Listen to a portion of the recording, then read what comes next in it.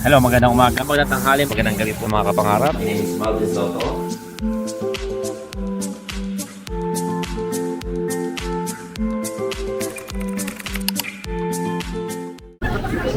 Hello mga kapangarap, ito naman po kami ngayon sa tindahan po ng mga isaw. Barbecue Dito stall. yung barbecue store nila, meron po sila ng isaw, meron po sila itong bituka ng manok, meron po sila dito painga ng baboy. Meron din sila pong langgonisa, hotdog, and barbecue po. Pork barbecue. So umorder po ako ng tatlong tainga, tatlong barbecue, and isang hotdog po. So, Dito, anong tainga po yan? tainga ng baboy. Tainga ng tao. Tainga ng baboy yan, I think. So, if I'm not mistaken, tainga. And then, alam niyo po, Pakita ba natin? napakabili po ng pinigil nila dito. So, for sure masarap po yan kasi napakarami pong tao pumipila po talaga dito. So, itsura pa lang mukhang masarap na po kasi hindi siya pipilahan po dito. And, eto nakakatuwa. Ayan, di ba po tayo sa kabila? Ito naman sa kabila po mga lutong ulam. Pero meron ko nakita dito kasi meron silang sisig o tsaka yung ano. Kung di lang ako kumain, ang sarap po nung dinakdakan eh. Yung talaga yung favorite ko, yung dinakdakan na yun po. Kung di tayo kumain sa mall, mas marami tayo makakain dito, no? No? Kasi dinakdakan, ang sarap na, no? Dinakdakan, ang sarap-sarap niyan. Kaya lang busog na ako, hindi na natin kayang kain. Nalala ko pagkala niya sa tiyan ko. Pero tinan niyo po, napakaraming pagkain po dito, nakaka-amaze. Wala akong nakitang lugar na ganito sa Pilipinas na punong-puno ng pagkain po ang makikita ko. Kaya for sure, kung nandito po kayo sa Baguio, mananaba po tayo. Yes. Pero ingat-ingat lang po sa pagkain ng mga street foods. Hindi po lahat ng ano ay, mabut sa katawan natin. Okay? It's not, hindi ko sabing madumi. It's just yun pong, yung baboy lang. Yung mga baboy o kaya mga ihaw na yan.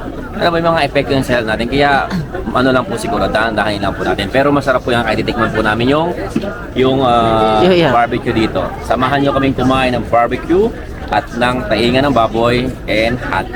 Okay? So, tabayanan nyo lang po, maluluto na po siya. Dito naman may sa bibingkahan po, sa Puto Bongbong po. Nakabili na po ako dito ng barbecue. And ngayon, tingnan po natin itong Puto Bongbong dito po. So, pila po tayo dito. Ito po isang na-miss ko na pagkain. It's been so many years na hindi ko po natitikman itong Puto Bongbong na to. Kaya tikman po natin yung Puto Bongbong ni Kianas po dito sa Baguio City. Okay? So, order po Baguio. The line starts. Sabi po ito, line starts here. So we have to wait po. No? Tingnan lang po ako order and samahan niyo po aming kumain ng Puto Bongbong dito po sa Baguio City.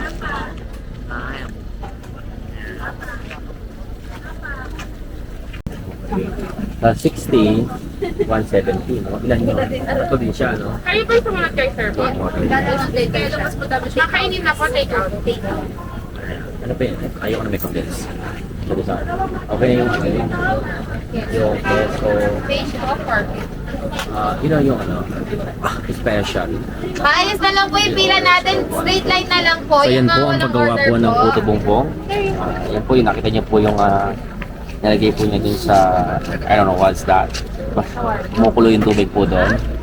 And kapag bumaba na yung, bumaba na yung kanya, ano pangalan ng kalimutan po. Then tutunan po siya, sinasalin po nila po. See? It's amazing, right? So tatlong order po nun. 3 orders is 440 pesos po siya. Mga ilan orders natin? Dalawang special.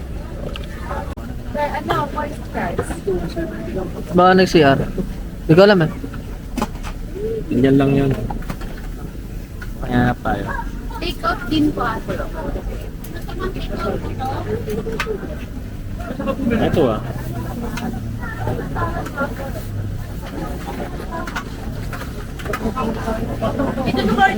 Hindi pa.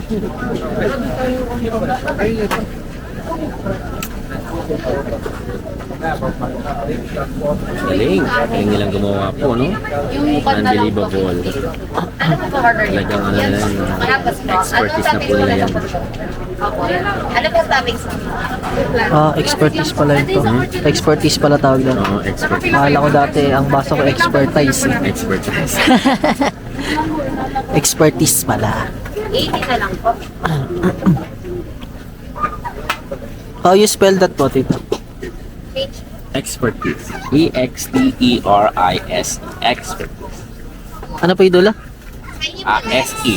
Tatlo pong special. Ito pong bongo. Opo. Isang special lang pa yun. Kasi tatlong order. Okay, I'm so sorry. Isang special po, 50 lang po isang order po. So tatlo po para 140. Save 10 pesos. See? To, dito po tayo. Correct. So dito po sa side. Take out na kaya ito? Take out po. Yes po, please. Thank Yan o, you. dito. Yan po, yan po. Yan po ng cheese. Ang sarap ng cheese. Cheesy po siya, mga kapangarap. Then, ano palagi na toppings po dyan? Condense. Condensed. Po, condensed na ngayon. Dati, meron siyang linga, tsaka buko. Di ba? Yun po yung dating. Ate, totoo ba yan? Iba po yung kanilang puto bongbong dito. Tama po ba? Dati po, di ba? Ganang gamit yung linga, sugar, tapos sa daw ng saging po, no? Pero ngayon, ano na talaga, no? Ano na Nag-innovate na rin siya. Nag-innovate na rin ng puto bongbong. Bago Puto na yung- bongbong 2024. Bago na ingredients. Bago na yung mga ano. Next po, Ang galing niya naman po ate. Di ba? Condensed na ngayon na nilalagay nila. Dati sugar, tsaka Ito, linga. napakasarap po. Napakasarap talaga Grabe. yan. No? additional 5. 140 na lang. 140 please. Okay, love. Sa atin pala eh.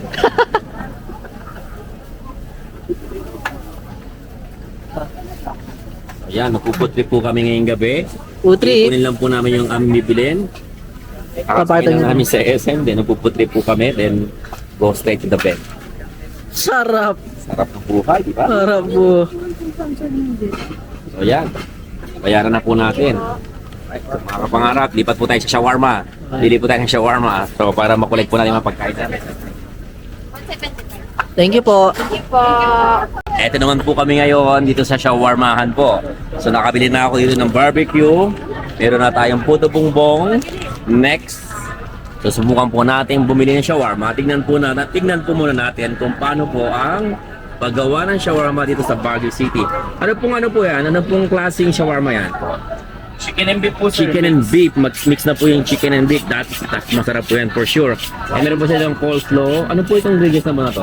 Pipino. Pipino, Polio. repolyo, Fries. rice. Tapos meron pa yung chili. Ano? Spicy po. Oh, spicy yun. So, gusto niyo ba ng spicy, mga pamangkin? So, 4 ang order natin. 2 spicy, tsaka 2 not spicy. Okay? So, panoorin niyo pong maigi kung paano nila ginagawa, paano iniihawa ang magkasamang pork, chicken and beef po yan. Kuya, hi kayo kuya. Yummy. You know? Galing. Yes. Diba? Spicy po na nila. ano na? Ito yung spicy.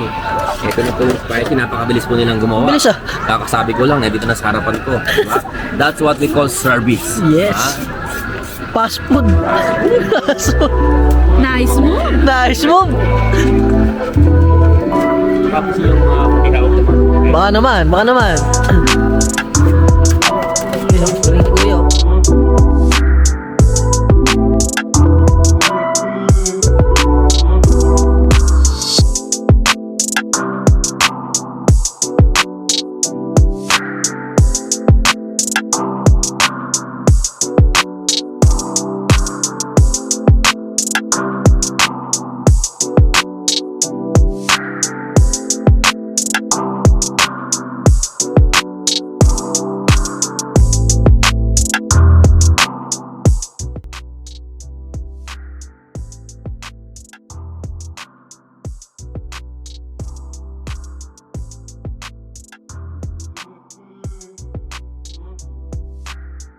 So, ano po masasabi niyo sa ginagawa niya?